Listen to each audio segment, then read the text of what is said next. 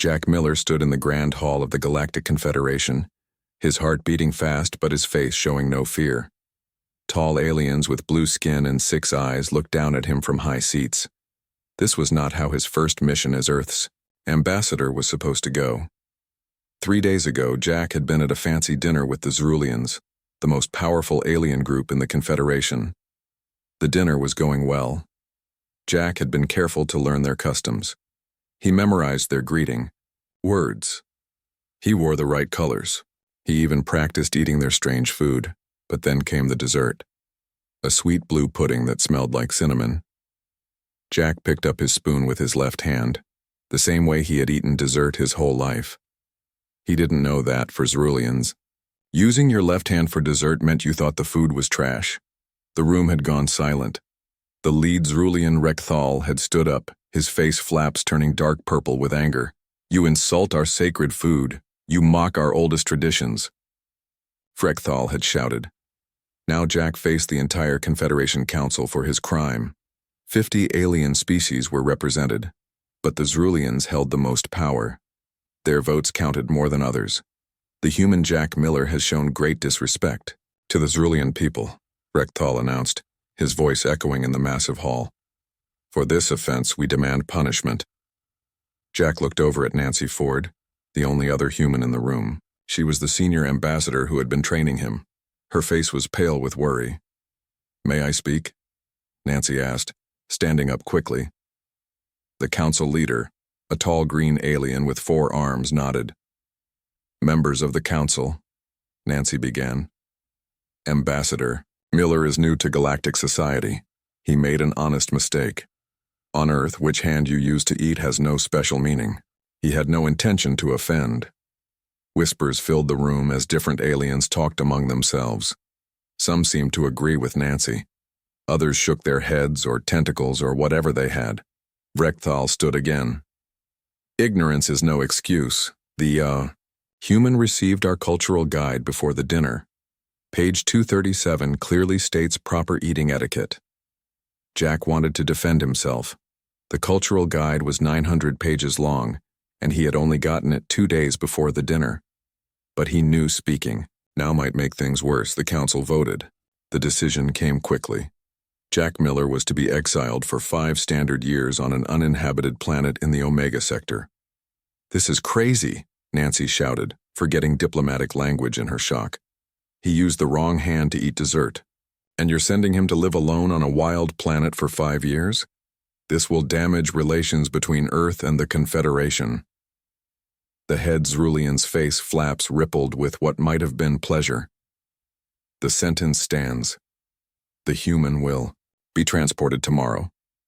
As guards led Jack away, he kept his face calm. Inside, though, his mind was racing. Not with fear or anger, but with an idea that was starting to form. Back in his quarters, Jack was allowed to view information about his exile planet. XR7342 was a small world with no intelligent life.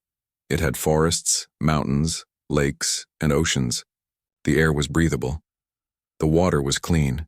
The gravity was slightly less than Earth's. The screens showed beautiful views of blue waters and green forests under a purple sky with 2 small moons. Jack, I'm so sorry, Nancy said when she came to visit him. Earth Command is furious. They're filing formal protests, but the Zeruleans won't budge. We'll keep trying to get this overturned, but it might take time. Jack nodded, but his attention was on the planet images. What are the dangerous animals like? Nancy looked surprised at the question. The survey team found nothing larger than what they compared to an Earth deer. No major predators. That's probably why they chose it. They don't actually want you dead, just humiliated. And the weather? Mild. Seasons like Earth, but less extreme. Why are you asking these things? Jack finally looked at her and smiled. I'm allowed 1 call to Earth before I go, right? And I can bring personal items that aren't weapons? Yes, but then I need to call my old college roommate, Greg. We need to move fast. The next morning, the Zerulean guards were surprised when Jack arrived at the transport ship with a big smile and a request for help with his 6 large containers. Prisoner is allowed only basic survival items, the lead guard said. Jack pulled out a tablet. Actually, the exile rules say I can bring personal items as long as they don't threaten the planet's ecosystem. Here's the approval from your own security team. They scanned everything last night.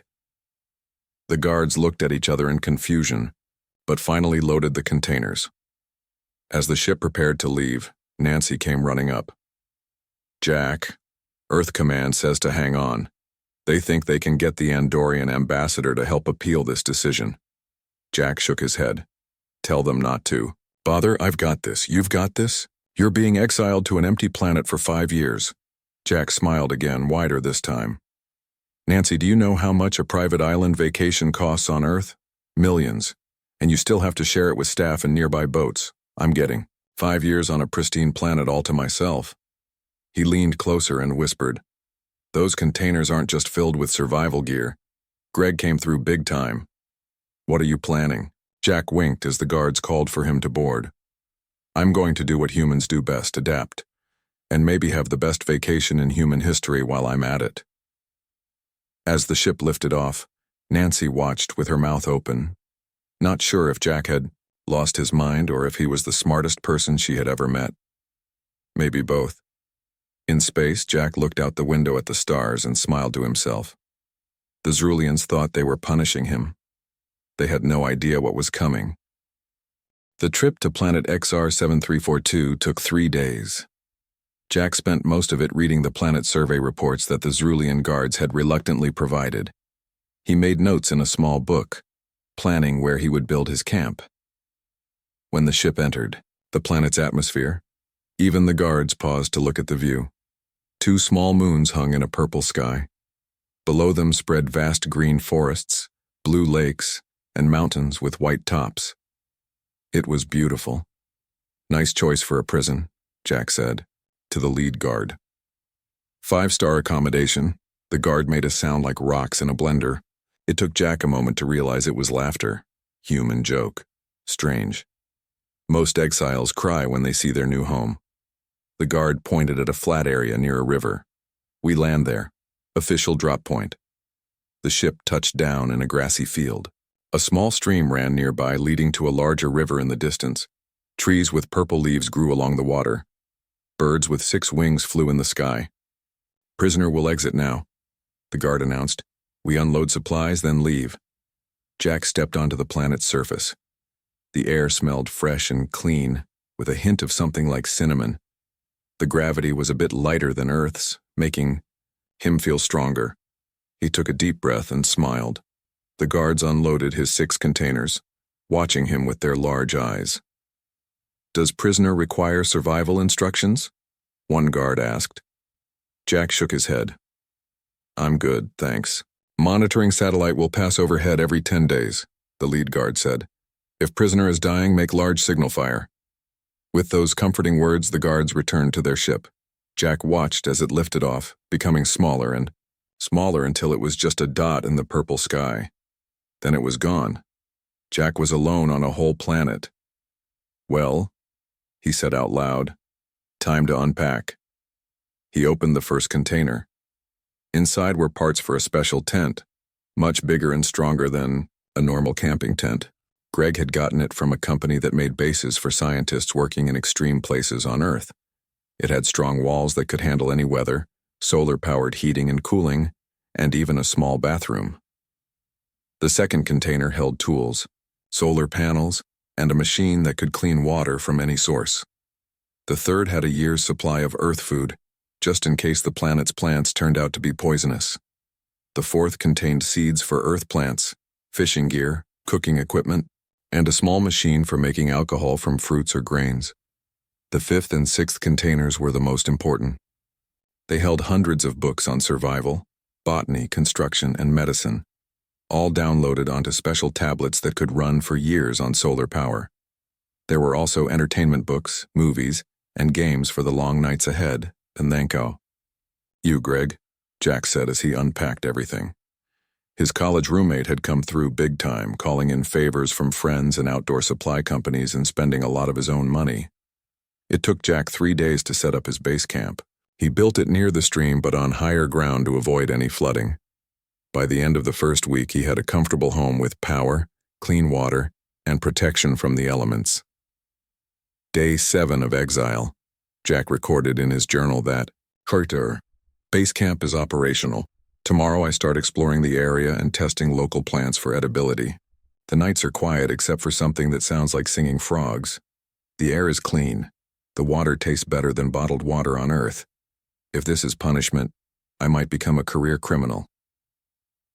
Over the next few weeks, Jack fell into a routine. Mornings were for exploring and collecting samples. He found many plants that looked interesting and carefully tested each one to see if it was safe to eat. Afternoons were for building projects, improving his shelter, making furniture from local wood, and constructing a small dock at the nearby lake for fishing. A month into his exile, Jack made an exciting discovery. A bush with small purple berries grew abundantly near the river. After careful testing, he found they were not only safe to eat but delicious, sweet with a tangy aftertaste. He named them Exile berries and began collecting them by the basketful. Day 34, he wrote in his journal, Exile berries make excellent jam. Today I tried fermenting some to see if they can produce alcohol. If it works, I may open the first and only bar on XR 7342. By the end of his second month, Jack had built a comfortable home. His tent was now the center of a small compound. He had added a wooden deck around it, a separate kitchen area with a fire pit, and a workshop where he made tools and furniture. Near the lake, he had built a small dock where he spent peaceful evenings fishing. One day, Jack noticed something moving in the sky, the Zerulean monitoring satellite. He waved at it, then went back to working on his latest project, a hot tub, made from local stones and heated by a fire beneath. In the satellite monitoring station millions of miles away, the Zerulean operators looked at each other in confusion. The human appears to be happy, one said. Impossible. It must be insanity from isolation, another replied. Look at these structures. Look at the garden. This is not the behavior of someone being punished. The head operator made a note in the official report. Human exile shows unexpected adaptation. Recommend continued observation. Back on the planet, unaware of the confusion he was causing, Jack was testing his first batch of exile berry wine. Not bad, he said to himself after taking a sip. A little sweet, but with aging, this could be really good. As the sun set, painting the sky in shades of orange and deep purple, Jack sat on his dock with a cup of his wine. A cool breeze blew across the lake. Strange but beautiful alien birds flew overhead. Best vacation ever, he said, raising his cup in a toast to the empty planet. 6 months into Jack's exile, his life on XR 7342 had fallen into a comfortable routine. His small camp had grown into what he jokingly called Miller's Resort, a main building made from the original tent plus wooden additions, a separate kitchen hut, a workshop, a dock with a small boat he had built, and even a hot tub heated by fire. Jack had discovered more than 40 edible plants and fruits. He had planted a garden with seeds from Earth that grew well in the alien soil. His exile berry wine had improved with each batch, and he now had 20 bottles aging in a cool storage room he had dug into a hillside. The day everything changed started like any other. Jack was at the lake, fishing from his boat, when he heard a sound he hadn't heard in 6 months, the roar of engines. Looking up, he saw something breaking through the clouds. It wasn't the small Zerulean monitoring satellite he occasionally spotted. This was a ship, a big one. Jack paddled quickly back to shore, unsure what to expect. Was Earth sending a rescue team? Had the Galactic Confederation changed their minds about his punishment? The ship landed in a clearing about half a mile from Jack's camp. It was sleek and white, with blue lights glowing along its sides. Not a military vessel or Confederation design. This was something else. Jack grabbed his binoculars and watched as a door opened in the side of the ship. To his shock, humans began to exit, 8 of them, dressed in what looked like expensive outdoor gear. They were carrying luggage and looking around with excitement. Jack approached cautiously, staying hidden among the trees until he was close enough to hear them talking. "The air is so clean," a woman with short blonde hair said, taking deep breaths. "Look at those mountains," said a tall man with a beard. "Just like in the brochure." "Brochure?" Jack stepped out from the trees. "Hello," he called. The group turned, to him with big smiles, not surprised at all to see him. "You must be Jack," the blonde woman said, stepping forward with her hand extended. "I'm Karen Wilson. We're so excited to be here." Jack shook her hand automatically, his mind racing. "I'm sorry, but who are you people? How do you know my name?" Karen looked surprised. "We're your first tour group, of course. Didn't Greg tell you we were coming?" "Greg?" Jack felt like he was in a dream. "My Greg? From Earth?" A younger man stepped forward. "I think there's been a communication issue. I'm Steve, the tour coordinator. Greg Robinson started Extreme Exile Adventures about 2 months after you left. We're the first group to book the Authentic Exile Experience package." He handed Jack a tablet. "Here's our confirmation." Jack looked at the tablet. There was a professional-looking website with his face on it. The headline read, "Experience the galaxy's most exclusive vacation destination. 1 exile, 1 planet, limited availability." Before Jack could respond, another sound filled the air. A smaller ship appeared, hovering overhead before landing, near the first one. This ship was different, gray and official-looking with Galactic Confederation symbols on its side. "Oh, great," Steve muttered. "The inspectors are early." "Inspectors?" Jack asked. Karen nodded. "The Confederation has to confirm we have proper permits. It's just a formality." 3 aliens exited the gray ship. The leader was a tall, thin being with pale green skin and 4 arms, a Trilaxian, one of the races Jack had met briefly during his time as an ambassador. "I am Inspector Mord," the alien announced as it approached. "This planet is designated for exile purposes only. Your presence here is unauthorized." Steve stepped forward with another tablet. "Actually, Inspector, we have all the required permits. Visitor access to exile planets is allowed under Confederation Code 5291, Section 47B, as long as the proper fees are paid and visitation does not interfere with the punishment." The Trilaxian's large eyes blinked rapidly as it read the tablet. "This code is rarely invoked. No one has ever requested to visit an exile planet before." Karen smiled. "Well, no exile has ever been as interesting as Jack Miller." The inspector looked at Jack, who was still trying to process what was happening. "You established all this in 6 months?" Mord asked, looking at Jack's compound in the distance. Jack nodded slowly. "Just making myself comfortable." After inspecting the permits and scanning the tourist's luggage for prohibited items, Mord seemed unsure what to do. "The permits appear to be in order," the inspector finally admitted. "But I must verify the exile's living conditions are appropriately punishing." Jack led the inspector and the tourists to his camp. Mord's eyes grew wider with each new structure they passed. "This hot tub is for punishment?" the Trilaxian asked, looking at the steaming pool Jack had built. "Absolutely," Jack said seriously. "It's terrible. I have to sit in hot water every day and look at those awful mountains." Karen covered her mouth to hide a laugh. The inspection continued, with Mord growing more confused as they toured Jack's kitchen, workshop, and living quarters. The final stop was the storage room where Jack kept his exile berry wine. "Would you care to try some, Inspector?" Jack offered, holding out a cup. "Part of my daily torture is testing this awful stuff." Mord hesitated, then accepted the cup and took a small sip. The Trilaxian's eyes widened, and all 4 arms raised slightly, a sign of surprise. "This is unexpected," Mord said. "What do you call this beverage?" "Exile Berry Special Reserve," Jack replied. "First batch."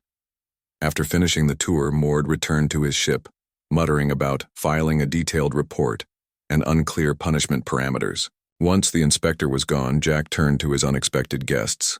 "So, Greg turned my exile into a tourist business?" Steve nodded. "The waiting list is 2 years long now.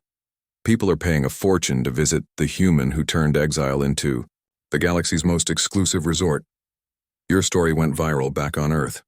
Jack laughed, shaking his head in disbelief. "And the Confederation actually allows this?" As long as the proper permits are filed and fees paid, Karen said. It's all perfectly legal. Apparently no one ever thought to add no visitors to the exile rules because no one ever wanted to visit an exile before.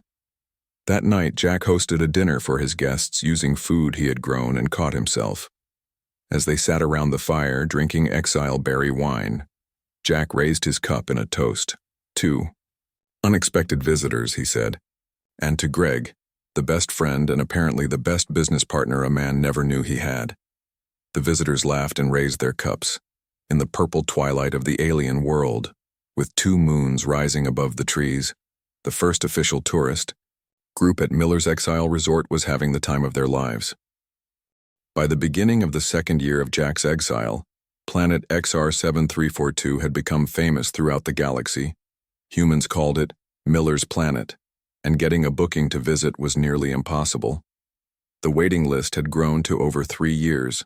Jack's small camp had expanded into something that looked more like a village. With the help of visitors who chose to stay longer and work, he had built 5 guest cabins, a main lodge with a dining hall, and even a small science station where guests could learn about the planet's plants and animals. Back on Earth, Greg had turned Extreme Exile Adventures into a multi-million-dollar company. News channels did special reports about the Exile King and how Jack had turned punishment into profit. When asked about Jack in interviews, Greg always said the same thing. Jack always said life is what you make of it. I guess he meant it.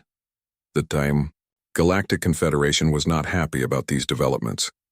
The Zrulian High Council called an emergency meeting to discuss the situation. This is unacceptable, High Counselor Rekthal shouted, his face flaps dark purple with anger. The human is making a mockery of our justice system. The meeting hall was filled with representatives from all 50 member species. Many were trying not to laugh as they watched video feeds from the monitoring satellites showing Jack teaching tourists how to fish in the lake, or leading them on hikes to see the planet's 2 waterfalls. Ambassador Nancy Ford, now more confident in her role as Earth's representative, stood to address the council. Respected members of the Confederation, she began, Earth has ensured that all visitors to XR7342 have proper permits and pay all required fees. As you can see from financial reports, the Confederation Treasury has received over 5 million credits in visitor fees in the past year alone. This caused a stir among the representatives. 5 million credits was a substantial amount. The exile's punishment was to be removed from society, Nancy continued. He remains exiled on the planet as ordered. The fact that others choose to visit him does not change his status as an exile. A representative from the Andromeda system, a tall blue being with 4 eyes, stood next. I would like to know how one might obtain a permit to visit this planet. For research purposes, of course. This caused more whispers among the council members. Non-humans wanting to visit an exiled human. This was unprecedented.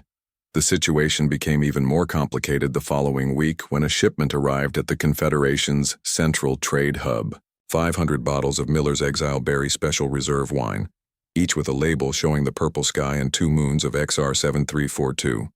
The entire shipment sold out in 3 hours, with buyers from 27 different species. Jack had somehow managed to start an export business from his exile planet. The Zrulians were furious, but there was nothing in the exile laws that prohibited an exile from starting a business. The original rules had been written thousands of years ago when exile meant certain death on hostile worlds. No one had ever thought to ban trade, because no exile had ever had anything worth trading. 6 of the bottles of exile berry wine had been purchased by Andromedan diplomats. After tasting it at a diplomatic function, they formally requested permission to send a cultural exchange group to visit Miller's planet. I still don't understand how this happened, Rekthal complained, during a private meeting with other Zrulian officials. The human was supposed to suffer in isolation. It appears that humans do not experience isolation the same way other species do, one official suggested. Perhaps they are more adaptable than we realized. On XR7342, Jack was unaware of the political storm he had created. He was too busy running what had become a thriving community. 12 humans had now chosen to stay on the planet as permanent staff, helping with everything from cooking to building to guiding tours. Jack's favorite part of each day was the evening gathering in the main lodge. Visitors and staff would share meals together and exchange stories. Jack had learned more about galactic cultures from these informal conversations than he ever did as an ambassador. "The funny thing," he told a group one evening, "is that I'm actually doing my original job, better now than before. I was sent to build understanding between humans and the Confederation. Look around this room." The room was filled with humans from Earth, but also included 6 Andromedans who had arrived the day before, 2 Trilaxians who claimed to be conducting an extended inspection, and even a Zerulean who had come in disguise but had eventually revealed his identity after deciding Jack's Exile berry wine was acceptable to Zerulean standards. "We're learning about each other without all the formal diplomatic rules getting in the way," Jack continued. "Here we're just people sharing a beautiful planet." The Exile planet had also become an unexpected center for scientific research. Many visitors were scientists who came to study the unique ecosystem. Jack and his team had discovered and cataloged over 500 new plant species and 200 animal species. They had established breeding programs for several beautiful bird species that lived in the mountains. Jack insisted that any development on the planet had to protect the natural environment first. "We're guests here," he often said. "We need to treat this planet with respect." News of these conservation efforts spread throughout the galaxy. Environmental groups from multiple worlds sent messages of support. One Trilaxian scientist who visited later wrote in a popular science journal, "The human exile has shown more care for his prison planet than many species show for their home worlds." Jack received a message from Ambassador Nancy that made him laugh for 10 minutes straight. The Galactic Confederation's Tourism Board had nominated XR7342 for Best New Destination in their annual awards. "They're giving an award to a punishment planet," Jack told his staff. "I think that might be the definition of irony." As his second year of exile approached its end, Jack stood on the hill above his now thriving village one evening. Lights glowed in the windows of the guest cabins and main lodge. The sounds of music and laughter drifted up from the dining hall, where tonight's group of visitors, humans and aliens together, were enjoying dinner. 2 ships were parked in the landing area, one from Earth and one from the Andromedan system.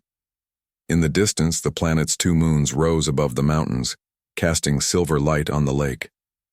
Jack smiled to himself. If this was punishment, he'd hate to see what the Zeruleans considered a reward. As the final year of Jack's 5-year exile approached, the Galactic Confederation faced a big problem. According to their laws, once Jack's sentence ended, the planet would return to its status as an uninhabited conservation world. All human presence would need to end, but XR7342, now known across the galaxy as Miller's Planet, had become much more than just an exile location. It was a place where humans and aliens met in peace. It was a research center that had discovered hundreds of new species. It was also a successful business that brought millions of credits to the Confederation through visitor fees. Petitions began arriving at the Confederation offices. Scientists wanted the research station to continue. Tour companies begged for the resort to stay open. Even conservation groups who normally opposed development on uninhabited planets praised Jack's careful approach to protecting the planet while allowing limited visitors. The most surprising support came from a Zerulean cultural official who had visited the planet in secret. He wrote a report praising the meditation garden Jack had built near the lake. The garden honored Zerulean traditions in a way that impressed even the tradition-loving Zeruleans. The human Jack Miller has shown more respect for Zerulean customs in his exile than many Zeruleans do in their everyday lives, the report stated. This put High Counselor Vrechthal in a difficult position. He had been Jack's biggest critic, but now his own people were speaking in Jack's favor. 2 months before Jack's exile was set to end, the Galactic Confederation called a special meeting. Ambassador Nancy Ford was there, along with representatives from all member species. The case of human exile Jack Miller presents unprecedented circumstances, the council leader announced. We must decide what happens to XR7342 when his sentence ends. After hours of debate, the council reached a decision that surprised everyone. Not only would Jack be officially pardoned for his original offense, but XR-7342 would be designated as the first human-administered conservation and cultural exchange outpost in Confederation history. Jack would be allowed to stay and continue his work with some new rules to ensure continued protection of the planet's environment. When a Confederation ship arrived at the planet to deliver this news, Jack was busy teaching a group of visitors how to make Exiled berry jam. The official announcement was made in front of all the current guests and staff. In recognition of exceptional adaptation to adverse circumstances and positive contribution to interspecies relations, the Confederation official read, "Jack Miller is hereby pardoned and appointed as administrator of the XR-7342 Cultural Exchange Outpost, effective immediately." Everyone cheered, and that night they had the biggest celebration the planet had ever seen. Visitors from 7 different species danced around a bonfire under the 2 moons. 1 month later, a formal ceremony was held to mark the new status of the planet. Many officials attended, including High Counselor Rekthal himself. This was the first time Jack had seen the Zrulian who had exiled him since his trial 5 years earlier. As they stood together looking out at what had once been an empty field and was now a thriving village, Jack smiled. "You know," he said to Rekthal, "on Earth we have a saying, when life gives you lemons, make lemonade." The Zrulian's translator struggled with this phrase, but Rekthal seemed to understand the meaning. "Perhaps," the Zrulian replied slowly, "we have underestimated humans. You do not just survive challenges, you transform them." Jack looked around at what had once been his prison and was now his home. Visitors from many worlds walked among the buildings. Scientists worked in the research center. The Exiled berry fields were being harvested for the next batch of wine. "That's kind of our thing," Jack said with a smile. That evening, at a formal dinner celebrating the new outpost, Jack raised a glass of his famous Exiled berry wine. "To making the best of any situation," he said, "and to finding home in the most unexpected places." Everyone raised their glasses, humans and aliens together, united in a moment that would have been impossible without one human's ability to turn exile into opportunity.